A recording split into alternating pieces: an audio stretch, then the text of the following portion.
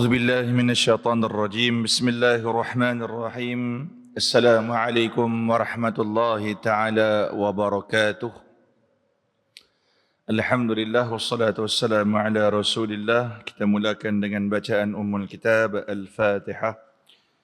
A'udzu billahi minasyaitonir rajim. Bismillahirrahmanirrahim. Alhamdulillahi rabbil alamin. الرحمن الرحيم مالك يوم الدين إياك نعبد وإياك نستعين اهدنا الصراط المستقيم صراط الذين أنعمت عليهم غير المغضوب عليهم ولا الضالين آمين. الحمد لله رب العالمين والصلاة والسلام على أشرف الأنبياء والمرسلين سيدنا ومولانا محمد ختم النبيين وعلى آله وأصحابه أجمعين. سبحانك لا علم لنا إلا ما علمتنا إنك أنت العليم الحكيم. قال رب اشرح لي صدري ويسر لي أمري واحلل عقدة من لساني يفقهوا قولي. اللهم فقهنا في الدين وعلمنا تأويل واهدنا إلى صراطك المستقيم. ربي يسر ولا تعسر ربي تمم بالخير ولا حول ولا قوة إلا بالله العلي العظيم. أما بعد. Alhamdulillah, summa alhamdulillah. Tama-tama dan selamanya syukur kepada Allah Subhanahu wa taala. Hari ini Allah Taala masih panjangkan umur kita. Dalam keadaan Allah masih kurniakan kita iman dan Islam. Allah Taala kurniakan nikmat kesihatan dan waktu lapang. Dan alhamdulillah, mudah-mudahan nikmat iman dan Islam itu dikekalkan oleh Allah Subhanahu wa taala. Sampailah satu masa nanti kita semua akan pergi meninggalkan dunia ini. Amin ya rabbal alamin. Yang saya muliakan Tuan Imam, seterusnya barisan pengurusan Masjid Al-Marbawi Merbah Kudung, muslimin muslimat, mukminin, mukminat, tuan-tuan guru, alim ulama, dan tak lupa juga kepada sahabat-sahabat daripada rakan media, Abang Nal kita, Abang Fairuz dan juga Zairul, daripada Kalam Ilmu Studio, penuntut Ilmu Studio, dan juga Fairuz Salam Production. Mudah-mudahan ada saham mereka di akhirat sana nanti. Amin ya rabbal alamin. Sihat no semua tuan-tuan. Selamat tahun baru. Bolehkah? Ke bida'ah agak? Mudah-mudahan Allah kurniakan kebaikan untuk kita pada tahun ini dan hari-hari yang mendatang. No. Yang bida'ah dalalah tu bila kita sambut ikut golongan Yahudi dan Nasara. Macam mana sambutan mereka? Duk bakar hak ni, bakar hak nu. Tembak hak ni, tembak hak nu. Hak tu tak boleh. Ya? Nah, yang tu tak boleh. Tapi kalau sekadar azan, doa selamat, bacaan Al-Quran, buatlah benda-benda tu baik. Nah, bukan kata tahun baru je. Bila-bila masa pun baik. Dan bila-bila masa pun baik yang tu. Baik, insyaAllah kita akan sambung pengajian kitab At-Tibyan fi Hamalatil Quran. Pada adab yang seterusnya, iaitu adab seorang murid ataupun adab seorang penuntut ilmu. Macam tuan-tuan, kita ni sentiasa belajar dan terus belajar. Belajar itu tidak ada had umur. Minal mahdi ilal lahdi. Daripada buayan hingga ke liang lahat. Kalau bahasa mudah ni tuan-tuan, kasar sikit tapi mudah. Selagi mana ada rasa bodoh mengaji pilah. Tu bahasa kasar. Kan, minta maaf cakap lah. Saya mudah faham, saya duk tarbiyah dari saya, hang ni bodoh banyak. Cerdik sikit, duk buat apa lagi, pergi mengaji. Kan, walaupun kita dah ada sijil, diploma, degree, master, PhD, ilmu Allah tu maha luas. Sebenarnya lagi kita mengaji, lagi kita tahu, jahilnya aku. Banyak bab yang aku tak tahu. Maka sebab itulah Nabi sebut tentang kefarduan untuk menuntut ilmu bagi seorang Muslim.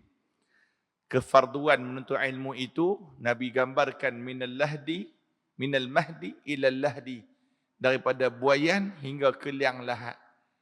Tuntut ilmu, terutamanya ilmu Al-Quran. Ilmu Al-Quran dan ilmu-ilmu yang lain. Sebab apa? Mutaakhir ni tuan-tuan, orang Islam kita sendiri dia memandang ilmu Quran ni satu ilmu yang kolot. Ilmu yang biasa, tak mengaji pun tak apa. Seperti mana yang selalu kita sebut, Quran ni depa duk cari waktu bila hak jenis duk kata lagu tu. Duk cari waktu terdesak. Duk cari waktu ada mayat, ada sakit, baru kalau nak cari yang tu. Jadi itulah golongan-golongan yang rugi. Golongan-golongan yang rugi. Sebab apa? Orang yang beriman pada hari akhirat, orang yang berimannya ada hari kematian, yang mana bila dibangkitkan nanti, tidak ada lagi hari kematian selepas itu. Lah ni hidup atas muka bumi, ada hari mati. Kita akan mati, kita akan meninggalkan dunia ni. Itu orang panggil meninggal dunia. Dia tinggalkan dunia. Nanti bila dibangkitkan di mahsyar Allah, waktu tu tak ada mati dah. Sampai bila-bila. Waktu itulah kita nak cekau merata. Kan nak cekau merata ni maksud kata nak ambil segala kebaikan yang kita buat atas muka bumi. Kalau banyak tak apa. Takutnya sikit. Sebab itulah huru-haranya hari akhirat sana nanti. Orang hak dah halalkan hutang pun kata orang tu masih hutang kat dia. Sampai tera tu. Waktu di dunia dia dah halal lah hutang dia. Tak apa aku halal. Tapi nak habang huru-haranya akhirat ni, sampai orang yang berhutang, dia dah halalkan hutang pun dia jumpa orang tu, ya Allah ni, dia ni duk hutang aku dulu ni atas muka bumi. Kawan hak kena hutang, kawan yang hutang tu kata, bukan kau dah halal dah dulu. Dak, dulu tak halal lah ni. Punya nak habang kalut di akhirat sana nanti. Tapi Allah Ta'ala lebih mengetahui yang dah halal. Nak habang apa? Huru-haranya di akhirat sana nanti. Dan beruntunglah siapa-siapa yang menjadikan Al-Quran itu sebagai kawan dia. Selalu kita panggil ni tuan-tuan, sungguh cakap. Orang yang mengaku diri dia baik, tapi kalau tidak ada sehari pembacaan Al-Quran, tak usah mengaku dia baik. Tak usah mengaku dia baik. Antara kalam ulama yang terkenal, tuan-tuan pun kenal lah kalau sebut nama, Sufyan Ats-Tsauri. Antara perkara yang sia-sia yang dilakukan oleh manusia, salah satu dia, golongan yang tidak membaca Al-Quran secara tertib setiap hari. Sekurang-kurangnya 100 ayat sehari. Tu sekurang-kurangnya. Kita ni nak baca Quran pun pada terbelik biji mata, mengantuk sedia. Yang tu. Rugi seorang Muslim yang tidak membaca Al-Quran. Dia banyaklah dia buat dalam 10 perkara sia-sia yang menurut Sufyan Ats-Tsauri. Yang pertama dia kata apa? Kalau masuk masjid, kemudian keluar masjid, tak semayang sunat tahiyatul masjid, sia-sia orang tu. Tapi kalau dia masuk-masuk, dia semayang sunat qabliyah, dikira sekali. Lagu tu. Nah. Kemudian dia kata lagi, orang yang berdoa, lelaki dan perempuan yang doa untuk diri dia, tapi dia tak selitkan doa untuk mak ayah dia. Dia tak selitkan doa untuk muslimin dan muslimat. Maka golongan itu golongan yang sia-sia. Doa yang sia-sia. Kalau doa ni, sebab tu Tok Imam kita doa apa? Muslimina wal muslimat wal mu'minina wal mu'minat birahmatika ya arhamar rahimin. Kalau cantik lagi, tambah lagi. Al-ahya'i minhum wal amwat. Ahya' yang hidup. Minhum wal amwat yang telah mati. Kita doa. Kan contoh kita doa lepas semayang. Allahumma fir lana dhunubana wa liwalidina warhamhum kama rabbawna shighara. ataupun Allahumma fir lana dhunubana wa liwalidayna warhamhuma kama rabbayana saghira. Boleh dua-dua. Wal jami'il muslimina wal muslimat wal mu'minina wal mu'minat al ahya'i minhum wal amwat. Hidup dan juga mati. Orang yang dah mati ataupun orang hidup. Kita doalah. Kita doa untuk depa. Nanti kita mati, orang doa untuk kita. Lagu tu lah. Kan? Man la yarham, la yurham. Nabi kata. Siapa tak hormat orang, siapa tak menghormati orang lain, tak mengasihi orang lain, jangan harap orang nak mengasihi diri dia. Dia kena mula mengasihi orang, baru orang mengasihi diri dia. Kalau kita mengharapkan kebaikan orang, kita dulu kena buat baik. Kalau kita tak buat baik, macam mana orang ni nak buat baik kat kita? Yang tu. Yang kita tahu balas jahat orang. Dia buat dulu macam mana saya tak balas, dia buat dulu. Nampak? Yang tu. Sebab itu kita ambil contoh yang terbaik Nabi Muhammad sallallahu alaihi wasallam, dia balas segala keburukan yang dilakukan kepadanya dengan kebaikan. Ambil contoh mudahlah tuan-tuan, ketika mana Nabi pergi Taif. Kalau kita kena waktu macam Nabi pergi Taif, nayang. Penduduk Taif tu nayang kita. Nampak. Nabi sampai-sampai duduk usah-usah kena lempak batu. Kan? Penduduk Taif suruh budak-budak kecil-kecil besar-besar ni lontang batu, berdarah muka-muka dari atas sampai ke bawah. Sehingga mendatanglah malaikat yang menjaga dua gunung yang berada di Mekah. Kalau tuan-tuan tengok di Masjidil Haram ada dua bukit, ada penjaga malaikat. Dia kata nak kan ambil gunung tu hempuk kat penduduk Taif? Tak bang. Depa ni golongan yang belum tahu. Kalau kita kena sikit hon pun kita kadang. Dia orang potong barisan kita pun kita kadang. Yang tu, kita tahap sabar ni jauh beza dengan Nabi Muhammad sallallahu alaihi wasallam. Tu orang Nabi ada kelebihan tu. Ada kelebihan. Orang kita ada pangkat sikit pun belagak tak sangka dah. Jangan buat leceh dengan aku, nanti aku transfer hampir mata. Jangan sentuh aku sekejap daripada duduk SK Sungai Puyu elok. Terus SK Lahad Datu. Contoh ni, contoh nan live kan contoh. Nampak saya contoh. Baru ada power sikit, Nabi tu power sikit punya besar pula dah. Malaikat kata nak hempuk, mati habis semua, tapi tak. Kan? Sebab itulah Nabi patut dijadikan contoh ikutan yang terbaik. Jadi, kasihanilah orang. Yang tu. Berapa tadi? 3. Tadi baca Quran. Masuk masjid tak baca, tak solat sunat tahiyatul masjid. Kemudian doa, tapi tak doa untuk muslimin muslimat, mak ayah dia sekali. Yang keempat, orang yang lewat kubur. Tuan-tuan lewat kubur, melewati kubur ataupun melawati kubur tapi tak ucap salam. Assalamualaikum ya ahlil kubur. Yang tu sekurang-kurang lagu tu. Yang tu perbuatan yang sia-sia masuk kubur. Talqin. Boleh talqin tak tuan-tuan? Boleh lah. Sunat pentalqin itu duduk. Ni orang tanya, ada pernah orang tanya saya, Ustaz, saya duk tengoklah ni talqin, orang talqin duk berdiri. Muslimin muslimat dirahmati oleh Allah, kullu nafsin dha'iqatun maut, setiap yang bernyawa itu pasti mati, kan dia berdiri. Apa hukum dia? Tak ada masalah pun, boleh je. Tapi sunat orang yang bertalqin itu duduk. Aku tu. Kalau orang tanya hukum lah. Kalau nak berdiri pun tak salah pun. Yang tu. Jadi kalau masuk kubur, bagilah salam. Kalau tak bagi salam, kata Sufyan Ats-Tsauri, itu perbuatan yang sia-sia. Kemudian, orang yang bila hari Jumaat dia pergi keluar ataupun bermusafir lah, tapi dia tak solat Jumaat berjemaah, sia-sia.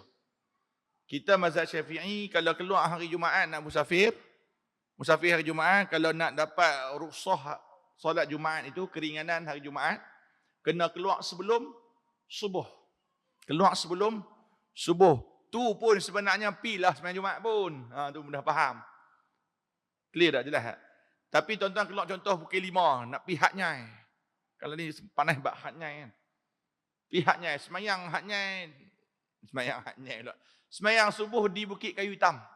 Keluar daripada 94 Matang Buluh, start enjin kereta 4.30. Sampai Bukit Kayu Hitam ngam-ngam Bukit 6. Sejam setengah. Pagi jarak kereta. Boleh tembak 14, 15 sampai AS kita selusat. Seberang barat utara pun AS satu je. AS nak pergi utara satu je. Kan? Kalau nak pergi belah ni banyak.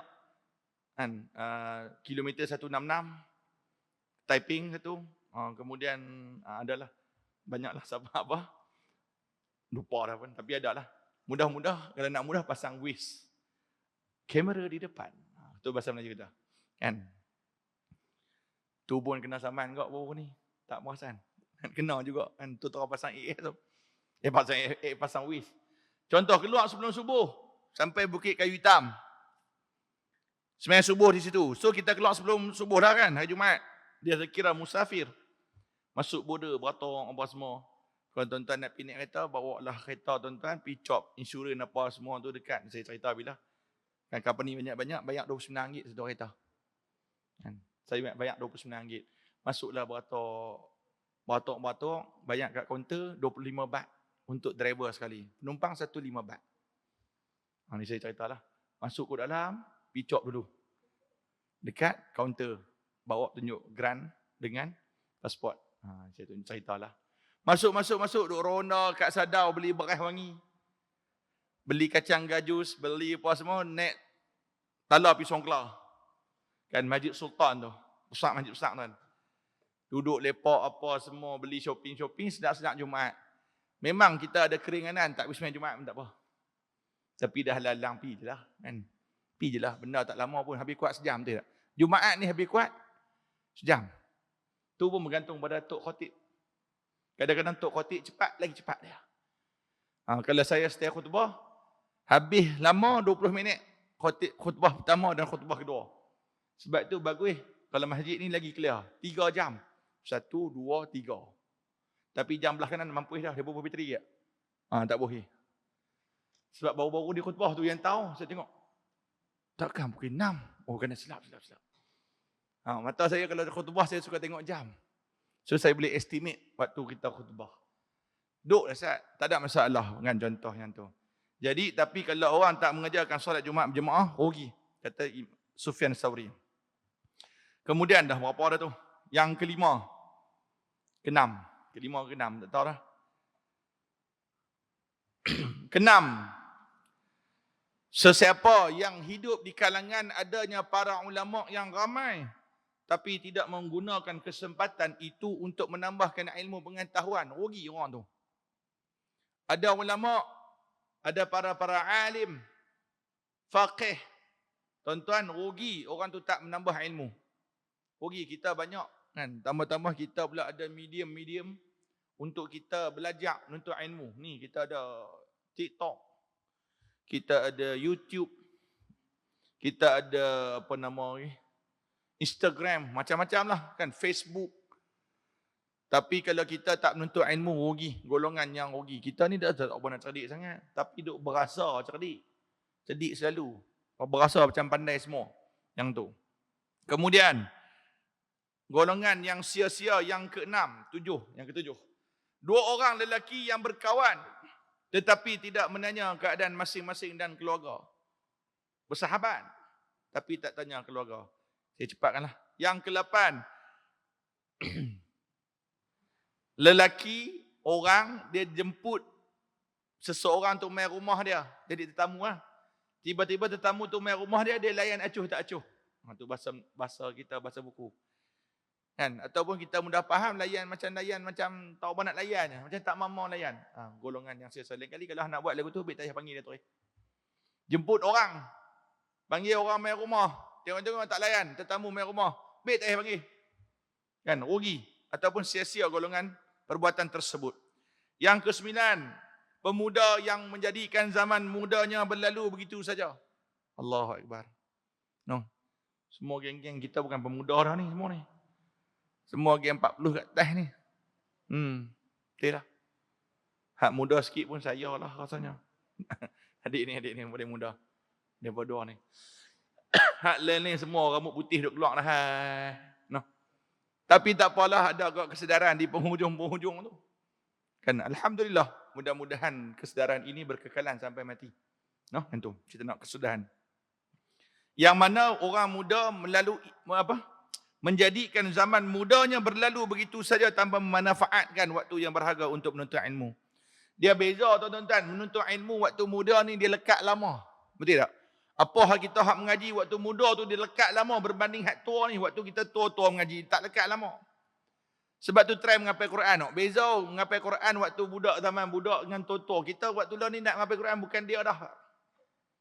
Kan dia ibarat kita pakai handset Nokia 33 sekupang. Zaman ni pakai handset iPhone 15 Pro Max. Punya laju kita 33 sekupang. Mana nak boleh pi. RAM pun kecil. Kan depa ni pun nak pakai buat audio nak buat video untuk live ni tuan-tuan. Update ni depa ni update sedia. Kalau pok-pok ni depa pakai handset sabun dulu, sabun kita panggil. Mana nak boleh buat live, terbakar handset tu meletup. Nak habaq kena laju. Yang tu. Sebab itu dah zaman muda tu zaman rancak. Zaman otak segar, fresh lagi. Waktu tu kita orang yang mana membiarkan masa mudanya berlalu begitu saja, rugi orang tu. Dan yang terakhir, orang yang ada jiran, semua ada jiran, tapi dia tak pernah ambil tahu pasal jiran dia lapak atau tak lapak, orang tu adalah golongan yang sia-sia. Tahu-tahu tengok-tengok, loh jiran dia duduk depan Maybank bertam, dia tak tabung. Loh ni sebelah rumah aku ni. Pasal mana tuan-tuan? Kadang-kadang kita jumpa orang yang minta sedekah, loh ni jiran aku, ni jiran aku. Kan? Pernah berlaku tuan-tuan. Kan kita sampai tak tahu lo tak kerja ke, susah ke. Pergi jumpa-jumpa lo minta sedekah depan bank, salah satu bank di belah batas. Rugi kan, saya tegur diri saya lo. Baik. Maka sebab itu hindarilah perkara yang sia-sia. Dan dalam menuntut ilmu, kita sebagai penuntut ilmu ni tuan-tuan, yang pertama kena hati bersih. Hati bersih. Sebab apa tuan-tuan? Kalau hati bersih baru mudah nak menerima ilmu-ilmu Allah yang maha luas. Kata Nabi Muhammad sallallahu alaihi wasallam, "Ala inna fil jasadi mudghatan idza salahat salahal jasad kulluh wa idza fasadat fasadal jasadu kullah. Ala wahiyal qalb." Hadis yang selalu tuan-tuan dengar, hadis sahih Bukhari. Nabi kata apa? Ala, ketahuilah, inna fil jasad, sesungguhnya dalam manusia ni ada segumpal daging. Mudghah. Kalau baiknya daging itu, baiknya badan. Tapi kalau jahatnya, buruknya, busuknya daging itu, busuklah, rosaklah satu badan. Wahia qalbu, iaitu hati. Dari hati ni dah dia akan keluar sifat yang kedua yang perlu ada bagi penuntut ilmu. Tawaduk, merendah diri. Kalau tak tuan-tuan, dia berasa dia kemas. Sebab tu yang hadis selalu saya sebut dalam khutbah saya ke, dalam kuliah saya ke, kalau tuan-tuan ingat, sepanjang saya duduk mengajak masjid, tuan-tuan ni, hadis ni selalu saya sebut. Thalathun muhlikatun. 3 perkara yang akan membinasakan manusia. Ingat tak tahulah, sama banyak lah kan. Main dengan sebulan sekali, sebulan 2 kali ni. Thalathun muhlikatun. 3 perkara yang akan merosakkan manusia. Yang pertama, syuhum mata', sifat kedekut dan tamak yang ditaati. Yang kedua, wahawa muttaba'un, hawa nafsu yang kita ikut, dituruti, akan rosakkan kita. Dan yang ketiga, wa i'jabul mar'i bi nafsihi, ta'ajub dengan diri sendiri, merasa diri itu kemah. Bila hati ni rosak tuan-tuan, dia akan ada takabur. Baru kemarin saya sembang pasal takabur di Masjid Sama Gagah Membunuh. Antara perkara yang boleh menyebabkan takabur menurut Imam Al-Ghazali rahimahullahu ta'ala, dia tu nukilkan dalam kitab dia, nombor 1 apa dah tuan-tuan, yang boleh menyebabkan manusia ni berlagak. Semuanya datang daripada qalbun, hati. Iaitu nombor 1, ilmu pengetahuan. Sebab tu nak mengaji ni, nak menuntut ilmu ni, hati kena bersih. Kena lapang dada. Kadang-kadang tuan-tuan ni, macam penuntut ilmu, tuan-tuan menuntut ilmu. Dalam depan saya ni, berapa ramai orang alim ulama ni depan saya ni. Kadang-kadang ada dia main nak menuntut ilmu, dia saja nak test. Ada dia main menuntut ilmu, dengar kuliah saja nak dengar, tengok lagu mana penyampaian ustaz tu. Oh, ustaz ni tak syok, boring, ngantuk. Oh, ustaz ni pula duk kata kat orang. Kan ni isu duk kata apa semua kan. Dia duk kata, ustaz ni kira duk kata korang, tang dia duduk dalam WhatsApp, duk bodoh orang satu tak apa. Hang ni buat bodoh sangat tu. Hang bodoh orang tak apa, orang bodoh orang tak boleh. Ada jenis manusia lagu tu. Kan dia kata tak apa, orang lain kata semua jahat. Dia kata tak apa, ini sebagai nasihat, ad-dinun nasihat. Saya bukan nak dalil lagi kata. Kan yang tu. Ada jenis lagu tu. Ada orang mai jemaah mengaji ataupun menuntut ilmu, dia mai dia saja nak test. Tu ada kok nak test. Nak test apa ustaz, contoh dia buka soalan lagi. Sebab tu saya malas buka soalan. Tapi kena tanya soalan lagi lepas semayang tanya. Dia kadang-kadang saja test tu. Nak tengok ustaz ni terang mana. Saja nak tengok ustaz ni terang mana. Tuan-tuan yang tu. Tajdid niat. Perbaharui niat. Ikhlaskan hati. Hang nak nuntut ilmu ni untuk apa sebenarnya? Kalau hang nak jadikan diri hang belagak, hang akan dapat belagak hang. Kalau hang nak dapat ilmu, hang dapat. Tapi untuk apa ilmu tu? Kalau untuk kegunaan harian, hang akan dapat benda tu. Tapi kalau hang nak menuntut ilmu untuk mendapat, nak bagi orang pandai, ataupun nak bagi hang dijadikan sebagai orang yang pandai, hang akan dapat pandai. Bukan tak ada tuan-tuan orang yang pandai masuk neraka Allah berlambak. Baru semalam macam hadis mamu no. Kira saya mamulah, sebab mamu dia ikut saya hari-hari. Tuan-tuan. Antara penghuni neraka ataupun antara golongan yang akan dihisap paling awal, yang kita pernah baca hadis tu dalam kitab Ta'zimul Quran sebelum ni. 3 golongan yang akan dihisap oleh Allah paling awal. Nombor 1 syahid, mati syahid. Bukan sekadar dihisap paling awal, malahan masuk neraka paling awal. Golongan mati syahid. Oh, mati syahid bagus dah, tapi rupanya dia pergi perang tu untuk apa? Untuk dapat nama. Nak dipanggil hero. Masuk neraka dia. Nombor 2 alim, orang alim. Qari, pembaca Quran. Ulama, orang cerdik pandai, mengajar Quran, mengajar ilmu apa semua, mengajar bagus. Tapi masuk neraka, ya masuk neraka juga. Sebab apa? Sebab waktu dia mengajar tu, dia nak orang puji dia, nak panggil dia orang yang alim. Dia adalah pakar. Pakar Quran, pakar qiraat, pakar hadis, pakar fiqh. Dia nak orang panggil dia lagu tu. Dan akhirnya dihuman dalam neraka Allah Subhanahu wa taala. Dan golongan yang ketiga dihisap paling awal dan akan masuk dalam neraka paling awal. Siapa dia? Dermawan, orang kaya. Rajin sedekah, ya rajin sedekah. Kaya tu bagus. Sedekah pun bagus, wakaf pun bagus. Tapi masuk neraka, nanya Pak Karim. Pasal Pak Karim, nanya Pak Abu pun boleh, enam-enam pun tak apa.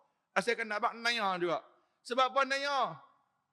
Sebab dia merasa waktu dia wakaf tu bagus dah, sedekah tu bagus dah. Bagus tuan-tuan, bagus. Selagi mana ada hidup tuan-tuan, sedekahlah semampu mungkin. 4 amalan jangan tinggal setiap hari. 4 amalan jangan tinggal setiap hari. Ni saya sebut ni. 4 amalan jangan tinggal setiap hari. Banyak sebenarnya. Saya nukilkan 4 je. Kalau nak sebut semua mampu. Bila nak habis? Kan ni pun nak azan insya' lagi 5 minit. 4 amalan amal setiap hari. Ataupun jaga setiap hari 4 ni. Bukan sekadar hebat di dunia. Mati kubur terang. Mati kubur terang. Akhirat selamat. Yang pertama, jaga solat betul-betul. Orang tanya, apa azam tahun baru tahun ni Ustaz? Tiap-tiap tahun azam tahun baru, azam tahun baru. Azam itu ibarat sampan. Akhirnya ke laut juga. Azam itu ibarat sampan. Akhirnya ke laut juga. Azam baru. Orang tanya, apakah azam baru? Baru ni forum. Di Masjid Rantau Panjang. Saya Ustaz Aslam, Ustaz Ridauddin. Kira kami yang hari tu forum sini. Lepas forum sini tu. Main di Merata, 5 masjid lah. Kami 3. Kan mereka duk kata kami forum duk tembak. Sat dia ni tembak dia ni, sat dia ni tembak ni. Dia kata begitu. Syok. Kan forum dengan orang yang kita kenal daripada halus ni. Yalah kenal waktu umur 12 tahun dengan mereka tu. Kan sekolah sekali, mengaji semua sekali, sampai habis mesti semua sekali. So kita kenal luar dalam, syok sikit sembang. Kan tak ada skema sangat. Ya Ustaz, ini soalan yang pertama. Tak ada lah kata tu. Macam tu. Tuan-tuan, soalan tanya, apakah azam tahun baru? Azam tahun baru, tuan-tuan, ni saya. Tuan-tuan terpulang. Ni saya. Tuan-tuan pun mesti azam. Azam tahun baru, orang tanya, Ustaz, azam mesti azam nak kuih. Tak ada. Azam nak kuih tu nanti, fikir lain. Pernah kuih sekali pun tak apa dah. Pernah dulu. 2021. Dan saya rasa baju saya SL. Kan? Itu. Azam tahun baru, saya jaga solat. Itu je. Nak memperbaiki waktu solat, kualiti solat. Yang tu kadang-kadang saya duk apa? Duk gagal. Solat tapi waktu solat tu. Kan azam tahun ni nak memperbaiki kualiti solat, terutamanya dari segi waktu solat. Kadang-kadang main kerja, kan petang sat pergi main kalut apa semua dia kalit. Waktu duduk kat sekolah tak apalah, kadang-kadang lohak dengar lohak azan mayang tu. Balik rumah tak apa, sat pergi waktu cuti tu. Cuti nak bawa anak pergi berjalan, kenuri, family day, waktu tu dia mula ada orang panggil. Kan, lagi setengah jam nak asap. Duk kalik. Tahun ni punya azam perbaiki solat. Sebab tu tuan-tuan 4 amalan ni bagi kemas betul. Yang pertama apa dia? Allahumma salli ala Muhammad, jaga solat. Yang kedua, banyakkan sedekah. Banyakkan sedekah tu tuan-tuan, tabung duk ada situ 1.2 juta tuan-tuan. Waktu bila kita nak rasa berharga, minta maaf cakap nah, waktu kita mati. Demi Allah. Waktu kita mati, kita akan rasa, kalau aku tahu aku bubuh situ, tak apa. RM1 setiap di semayang. 5 kali, RM5, jadi. Awak RM1, mereka tak terima ke RM1? Masih dia terima ada duit RM1? Terima. Kokok dia RM1, dia berkoyak, tak mau duit ni. Dah bagi RM1. Dah, terima tuan-tuan. Sekali mai RM1. Sekali mai RM1. Sekali mai RM1. 5 kali mai, RM5. Allah bayar 700 kali ganda. Allah bayar 700 kali ganda. Ini janji Allah tau, janji Allah dalam surah Al-Baqarah. Waktu bila kita nak berasa berharga, tunggu mati. Kita akan rasa aduh. Itu. Sebab tu Allah sebut dan sendiri dalam Quran yang ayat selalu kita dengar, orang dah mati minta balik pada Allah untuk hidup, untuk apa? Sedekah. Okey. Yang ketiga, amalan yang ketiga, baca Quran. Dalam bahasa Melayu kita panggil siapa yang tak baca Quran, bahasa orang utara. Siapa yang tak baca Quran setiap hari rugi mampui. Tu bahasa orang Penang. Rugi mampui. Kalau bahasa utara dan bahasa bukunya rugi betul. Sesungguhnya dia rugi. Tu bahasa buku.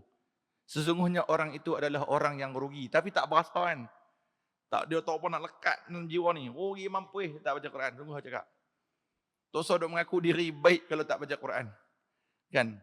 Best friend forever. Itulah Quran. Yang keempat, amalan yang perbanyakkan setiap hari. Tak lain tak bukan, iaitu tasbih. Subhanallah, alhamdulillah, wa la ilaha illallah, Allahu Akbar. Kan? Bacalah, buatlah zikir. Kalau tak rasa tentang tasbih, subhanallah tu berat sangat.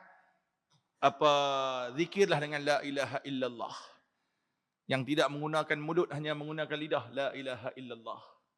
Kan? Yang tu. Buat benda tu bukan sekadar hebat amalan di dunia. Mati, kubur terang. Raudah min riyadil jinan. Satu taman daripada taman-taman syurga. Tapi bersihkan hati. Sebab apa? Kadang-kadang manusia ni bila hati dia tak bersih, dia akan berasa dia banyak amalan. Minta maaf cakap tuan-tuan. Kadang-kadang rasa dia betul tak kita? Kita duk rasa kita baik tak tuan-tuan? Kadang-kadang. Duk rasa macam banyak amalan kan? Rasa macam amal nak ibadah. Banyak dah ni. Aku ni orang baik, semayang pun jaga. Quran duk baca. Kadang-kadang duk main rasa lagu tu, tuan-tuan. Nah bang, tidak ada satu amalan pun kita boleh jamin Allah Ta'ala terima. Tak tahu. Sebab tu kita duk minta, Rabbana taqabbal minna du'aana wa a'malana. Ya Allah, terimalah doa kami, terimalah amalan kami. Kita duk minta doa tu, kita pun tak tahu Allah Ta'ala terima ke tak. Kena ada rasa lagu tu. Kalau tidak, tuan-tuan, kita duk berasa diri kita kemas. Kita duk rasa diri kita baik. Masa bila rasa bagus tu, dia akan up diri dia. Sebab tu sebagai seorang yang sentiasa menuntut ilmu ni, tuan-tuan, dia kena ada tawaduk, merendah diri. Kena ada tawaduk. Semakin kita belajar, kena faham. Rupa-rupanya semakin kita belajar, rupanya baru kita faham banyaknya ilmu yang kita tak tahu sebelum ni. Bukannya semakin kita belajar, semakin kita kurang hajar. Bukan. Ada hak lagu tu. Dia rasa dia pergi usrah banyak tu, yang lagu ultimate kah buat? Ultimate kah kan? Baru pergi usrah 7 kali, dah tepih fatwa Tok Mufti. Lebih kurang lagu tu. Berani tepih fatwa. Bagus ke ultimate tu? Kan bagus ultimate. Kan MP kan. Mudah-mudahan dia dengar live mana tahu. Jadi SU dia ke. Contoh tak ada. Azan ke? Jalan lah. Jalan, okey. Baik. Dandannya tu. Bagus, lirik dia tu mendalam. Betul. Ada orang baru 7 kali pergi usrah. Dia pergi usrah kira macam pergi kuliah. Habis-habis tu, boleh jadi tok guru dah ni. Tuan-tuan,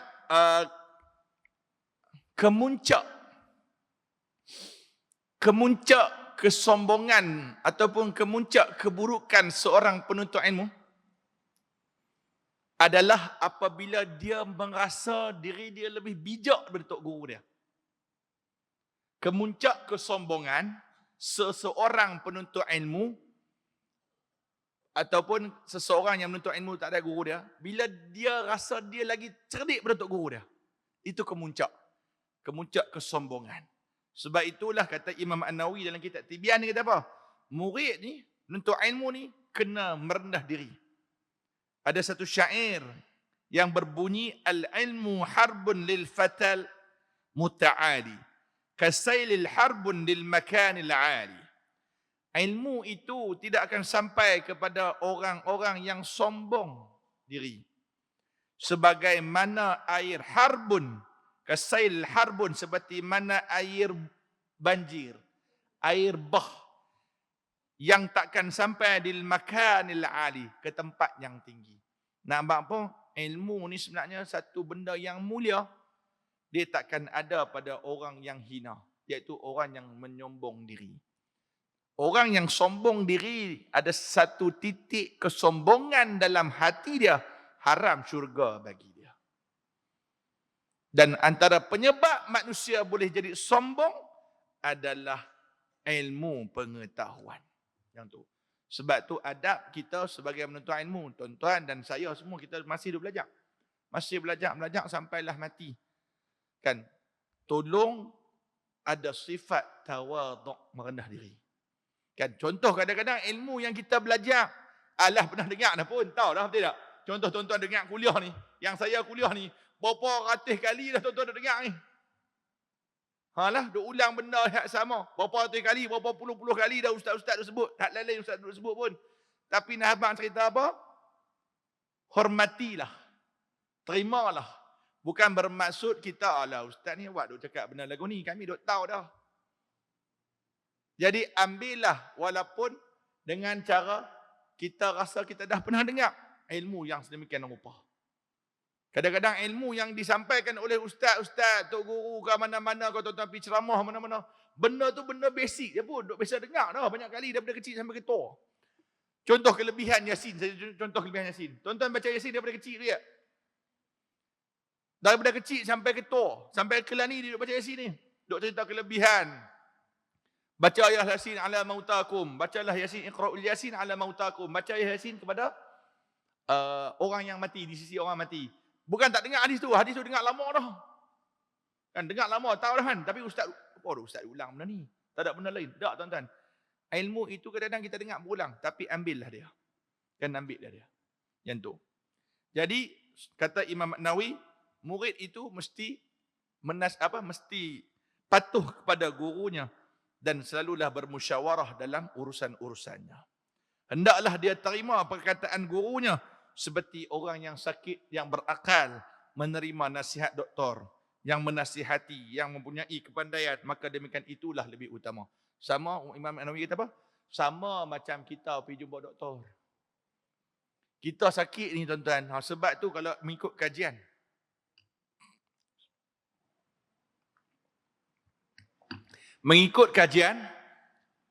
antara golongan yang paling dipercayai dan paling tidak dipercayai.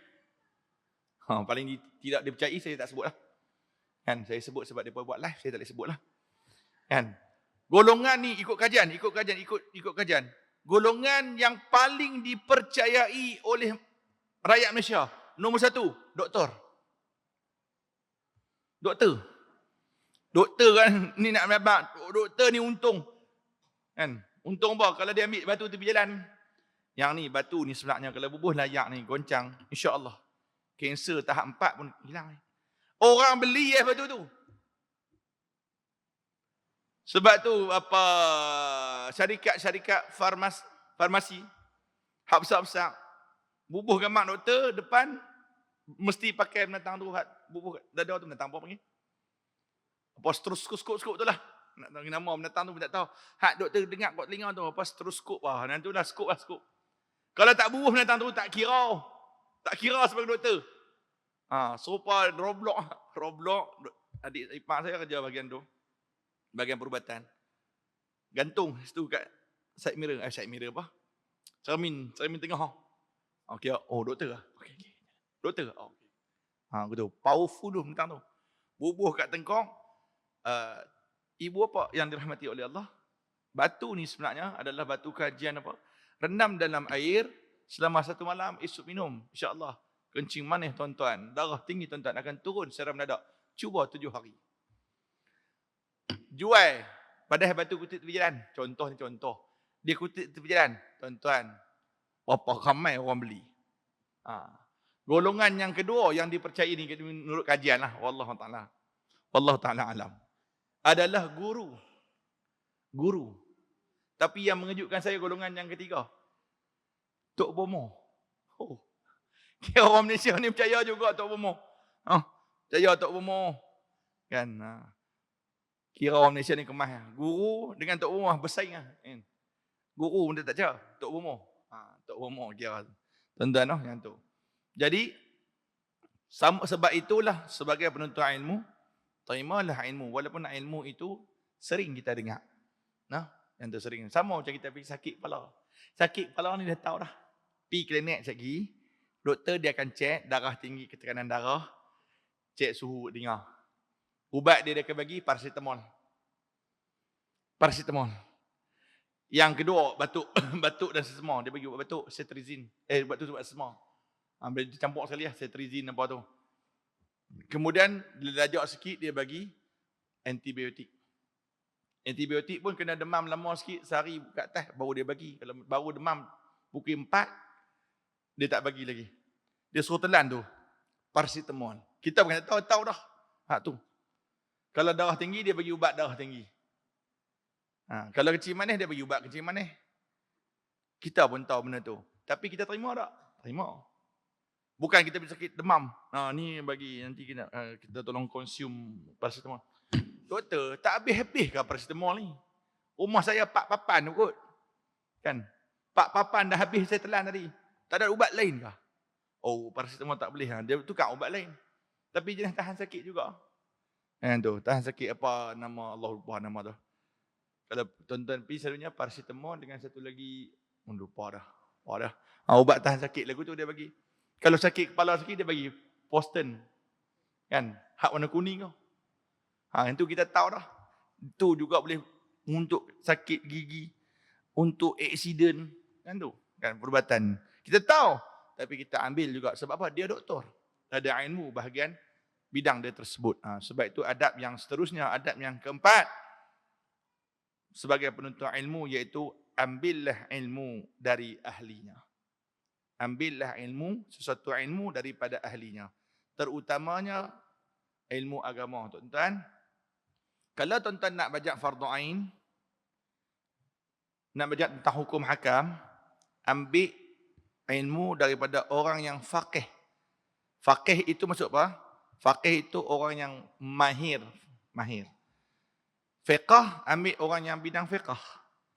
Hadis, tuan-tuan ambil orang yang alim bidang hadis. Quran, tuan-tuan ambil orang yang alim bidang Quran. Sebab tu macam contoh kami yang mengajar ni, ambil tauliah, dia ada bidang dia. A, umum. B, fardu ain. C, Quran. D, semua. So saya isi semua. Dapat semua. Ada orang isi Quran, dia dapat Quran. Ada isi fardu ain, khususan fardu ain.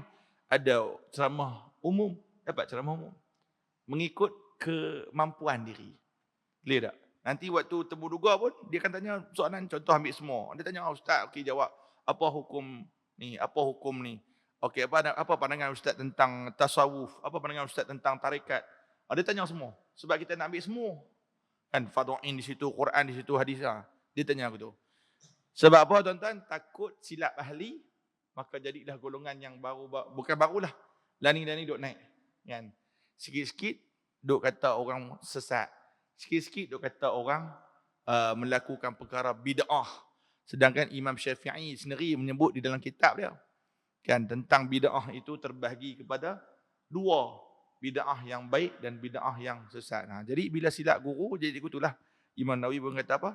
Carilah guru, ambillah ilmu daripada ahlinya. Wallahu taala alam. Saya berhenti dekat ini, tuan.